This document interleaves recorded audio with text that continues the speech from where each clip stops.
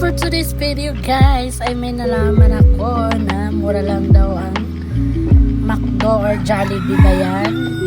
95 lang. Sabi ni Aunt Curtis. Nung nalaman ko ayon, dali-dali na kami sumugo dahil mansari namin ang aking partner.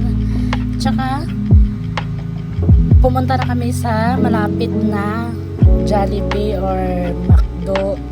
Di namin alam kung saan kami, pero parang trip ko McDo kasi parang feel ko na parang masarap doon or malalaki yung ano nila, chicken, diba?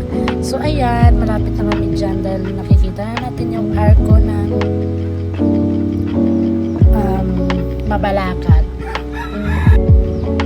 Kahit sobrang init guys, tirik na tirik yung araw, go pa rin dahil di natin papalangkasin